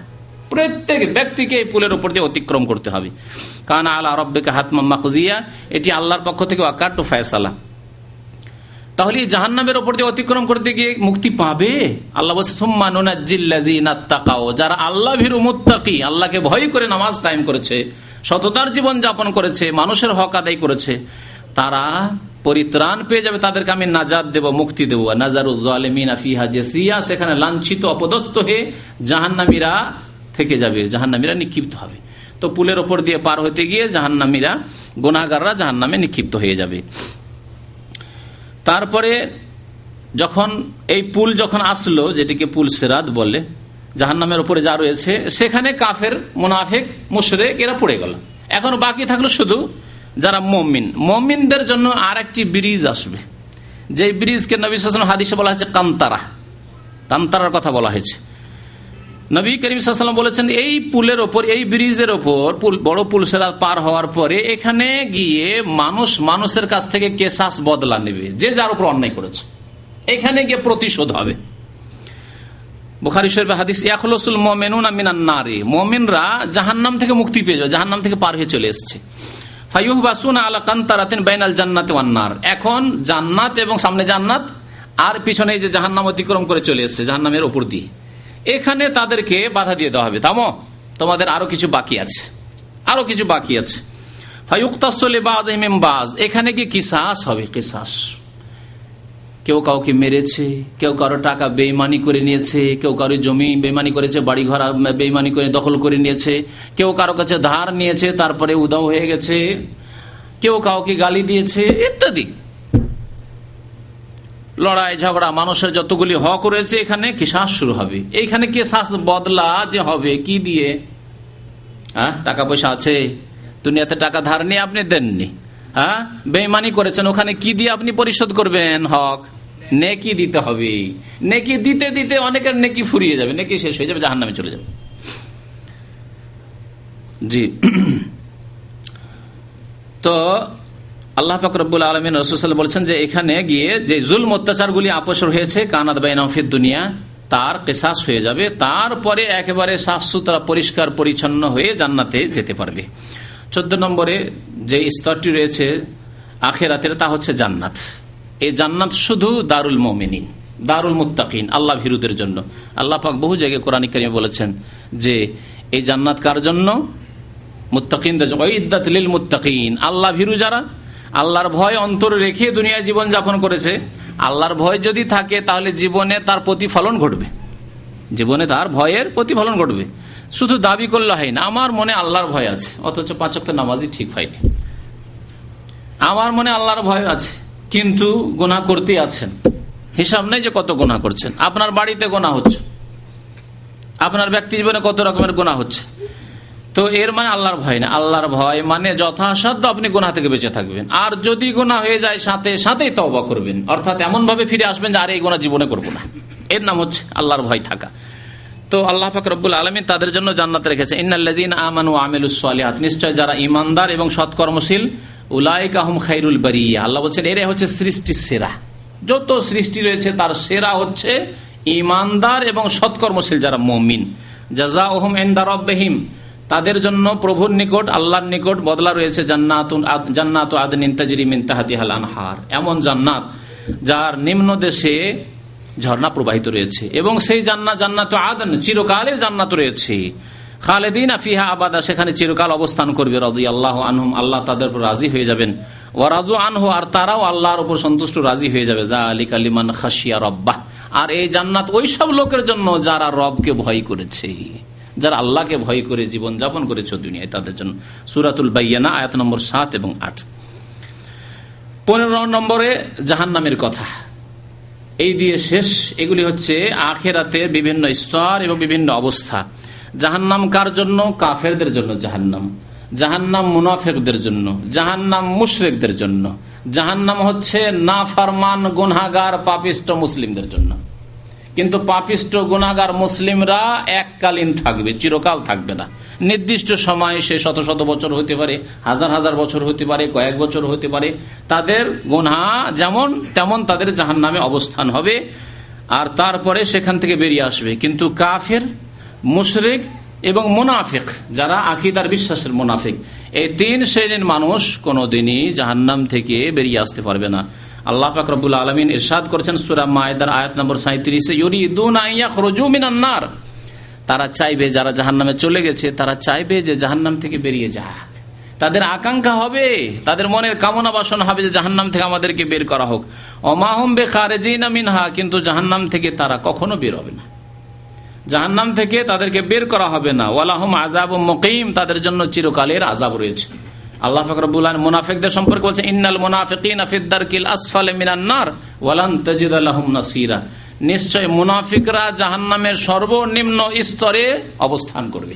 যারা মুনাফিক, অন্তরে বিশ্বাস নেই আল্লাহর উপর পরকালে, কিন্তু বাহ্যিক শুধু প্রকাশ করেছে যে মুসলিম সমাজে জন্ম নিয়েছি আর মুসলিম দেশে বসবাস করি, যদি ইসলামের বিরুদ্ধে বলি তাহলে দেশের লোকেরা খেপে যাবে আমার বিরুদ্ধে, দেশে বসবাস করা মুশকিল হয়ে যাবে। কিন্তু আজকাল তো মুসলিম দেশ, আমাদের দেশগুলির মতো দেশ, এইসব দেশ এমন দেশ যে এইরকম লোকদের জন্য আরো ভালো ব্যবস্থা করা হচ্ছে। দেশে যদি অসুবিধা হয় থাকার, তখন তাকে অন্য দেশে পাঠিয়ে দিবে সুইডেনে, পাঠিয়ে দিবে কলকাতায়, থাকার জন্য তো আরামে থাকো। আচ্ছা না, এরকম মুসলমানদেরকে বলে ভয় লাগছে, পাঠিয়ে দিল, তসলিমা নাসরিনকে পাঠিয়ে দিল। রুশদি ভয় লাগছে, তুমি মুসলিম দেশে যেও না, থাকো, তোমাকে স্পেশাল প্রোটেকশন, হেফাজতের ব্যবস্থা দেওয়া হচ্ছে। কাফের দেশের লোকেরা তাদের আপ্যায়ন করার জন্য বসে আছে। এরকম বহু মুনাফিক রয়েছে যারা ইসলাম বিদ্বেষী, মুসলমানের বাচ্চা, কিন্তু এরা হচ্ছে ইসলামের শত্রু। এদের জন্য জাহান্নামের একেবারে নিম্ন স্তর রয়েছে, ইন্নাল মুনাফিকিনা ফি দারকিল আসফালি মিনান নার। নিঃসন্দেহে মুনাফিকরা জাহান্নামের নিম্ন স্তরে বসবাস করবে, থাকবে। ওয়ালান তাজিদা লাহুম নাসীরা, আর তাদের কোনো সাহায্যকারী হবে না। এই কথা চিন্তা করিও না যে তাদের ক্ষেত্রে কারো সুপারিশ কাজে আসবে বা সুপারিশ হবে। আল্লাহ পাক রব্বুল আলামিন মুশরিক সম্পর্কে বলছেন, ইন্নাহু মাইয়ুশরিক বিল্লাহি ফাকাদ হারামাল্লাহু আলাইহিল জান্নাহ। আল্লাহর সাথে যারা শিরিক করে এই অবস্থায় মারা যাবে, কবরে সিজদা করে, প্রতি বছর যায় আজমিরে চাদর চড়াতে, আটরশিতে ভান্ডারিতে চাদর চড়াতে যায়। জি, ইন্নাহু মাইয়ুশরিক বিল্লাহ, আল্লাহর সাথে যারা শিরিক করবে, ফাকাদ হারামাল্লাহু আলাইহিল জান্নাহ। আমাদের দেশের মুসলমানরা আকীদাই, ধর্মীয় ক্ষেত্রে, ইসলামিক জ্ঞানের ক্ষেত্রে এত দুর্বল, এমনকি বিদাতিরাও এই ক্ষেত্রে এত দুর্বল তাদের অবস্থা, ইলমের অবস্থা, জ্ঞানের অবস্থা, যে তারা মনে করে যে মুশরিক মানে হিন্দু, মুশরিক মানে ইহুদি, মুশরিক মানে খ্রিস্টান। আর মুসলমান কবরে সেজদা করে করে করে সারা জীবন কাটিয়ে দিল এই মুশরিক হয়ে, নিজেকে মুশরিক মনে করে না। হিন্দুরাই শুধু দোষ করলো মূর্তি পূজা করে, আর 3.5 হাতের কবর পূজা করে মুসলমান থেকে গেলেন। আল্লাহ বলছে, ইন্নাহু মাইয়ুশরিক বিল্লাহ, আল্লাহর সাথে যারা শরীক করবে, আল্লাহর হক, এই সেজদা, এই কপাল আল্লাহর সামনে রাখতে হবে, অন্যের সামনে যে রাখলো। আল্লাহর হক হচ্ছে একমাত্র আল্লাহর কাছে দোয়া করো, উদউ রাব্বাকুম, আল্লাহ বলছে রবের কাছে দোয়া করো। আর আপনি রব বানিয়ে নিলেন ইয়া খাজা বাবা মাদাদ। আমাদের দেশের কত মসজিদে, কত মাদ্রাসায়, আর কত বাড়িতে আর গাড়িতে লেখা আছে ইয়া গৌসুল আজম আব্দুল কাদের জিলানী, হে মহান উদ্ধারকারী আব্দুল কাদের জিলানী। আর কত কিতাবে, ইসলামিক লাইব্রেরি যেগুলো বলা হচ্ছে, সেসব লাইব্রেরিতে ঢুকেন আর দেখবেন কুতুবে রব্বানী, কুতুবুল আলম, সারা বিশ্বের কুতুব, অর্থাৎ সারা বিশ্বকে তিনি ধারণ করে রয়েছেন। এই কুতুবের অর্থ সারা পৃথিবী তার মুঠে, ইচ্ছা করলে সারা পৃথিবীর হেফাজত তিনি করতে পারেন, আর তার ছাড়া হেফাজত হতে পারে না। কুতুবে আলমের বহু আলেমদেরকে আর ওই সুফিদেরকে কুতুবে আলম বানিয়ে রেখেছে, আর ওই সব কিতাব বইগুলি ইসলামিক লাইব্রেরিতে বিক্রি হচ্ছে। জি, কুতুবে আলম জিলানী, কুতুবে আলম চিশতি, কুতুবে আলম হচ্ছে ফুরফুরা, কুতুবে আলম এমনকি চরমনাই সম্পর্কে রয়েছে, কুতুবে আলম রাশিদ আহমদ গাঙ্গুহিকে করা হয়েছে। এসব কিতাব মজুদ রয়েছে আর কিতাবে লেখা আছে। তাহলে যারা এদেরকে কুতুবে আলম বানিয়ে দিল যে পৃথিবী ধারণকারী, তাদের অবস্থা কি হবে? আয়াতটা আবার শোনা, ইন্নাহু মাইয়ুশরিক বিল্লাহ, এইরকম আল্লাহর সাথে শিরক করে যারা মারা যাবে, ফাকাদ হারামাল্লাহু আলাইহিল জান্নাহ, তাদের জন্য আল্লাহ জান্নাতকে কি করেছেন? হারাম করেছেন, জান্নাতে যেতে পারবে না। যারা আল্লাহ ছাড়া অন্যকে মনে করলো যে পৃথিবীর নিয়ন্ত্রণ করতে পারে, আর তারা আমাদের মনের আশা পূরণ করতে পারে, সন্তান দিতে পারে, আমাদের ছেলেকে জীবিত করে দিতে পারে, ইত্যাদি ইত্যাদি, এসব আকীদা যাদের রয়েছে, আমরা যদি কোথাও নদীতে ডুবে যাই, সাঁতার না জানি, বা নৌকো পানি জাহাজ ডুবে যাচ্ছে, বা বিমান দুর্ঘটনা হতে যাচ্ছে, তারা উদ্ধার করে নিতে পারে, এইসব আকীদা যদি রাখে, ফাকাদ হারামাল্লাহু আলাইহিল জান্নাহ, আল্লাহ তাদের জন্য জান্নাতকে হারাম করেছেন। তাহলে থাকবে কোথায়? ওয়া মাওয়াহুন নার, তাদের ঠিকানা বাসস্থান হচ্ছে আন্নার, জাহান্নামের আগুন। আমালি জালিমিনা মিন আনসার, এরা জালেম, এই জালেমদের কোনো সাহায্যকারী নেই। মুনাফিকদের ক্ষেত্রেও আল্লাহ বললেন যে ওয়ালান তাজিদা লাহুম নাসীরা, তাদের কোনো সাহায্যকারী নেই। আর মুশরিক যারা শিরিক করে মারা যাবে, তাদের ক্ষেত্রে আল্লাহ পাক বলছেন, কি বললেন? আমালি জালিমিনা মিন আনসার, এই জালেমদের কোনো সাহায্যকারী নেই। ইন্না শিরকা লাযুলমুন আযীম, শিরক সবচাইতে বড় জুলম।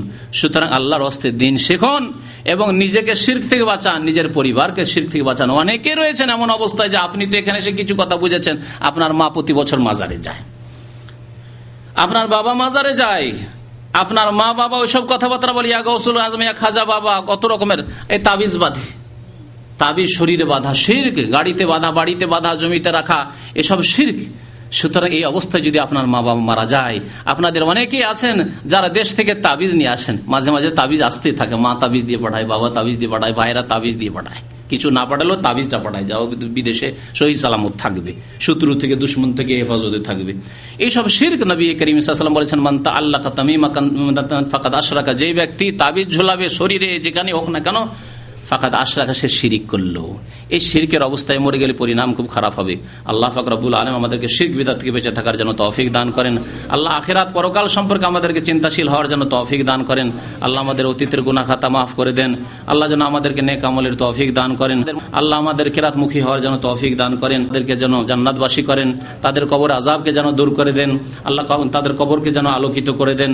আল্লাহ তাদেরকে যেন জান্নাতুল ফিরদাউস দান করেন। রব্বানা আতিনা ফিদ দুনিয়া হাসানা ওয়া ফিল আখিরাতি হাসানা ওয়া কিনা আযাবান্নার। রব্বানা যালামনা আনফুসানা ওয়া ইল্লাম তাগফির লানা ওয়া তারহামনা লানাকুনান্না মিনাল খাসিরিন। যারা অসুস্থ রয়েছেন আল্লাহ তাদেরকে যেন সুস্থতা দান করেন। আল্লাহ যাদের চাকরি নেই, কাজকর্ম নেই, আল্লাহ যেন তাদের কাজের ব্যবস্থা করে দেন। আল্লাহ যেন আমাদের সবার রুজিতে বরকত দান করেন। আল্লাহ আমাদের আখিরাতের আমলে যেন কায়েম করার জন্য সুন্দর করে তৌফিক দান করেন। আমিন। সাল্লাল্লাহু আলা নবিয়িনা মুহাম্মদ ওয়া আলা আলিহি ওয়া সাহবিহি আজমাইন।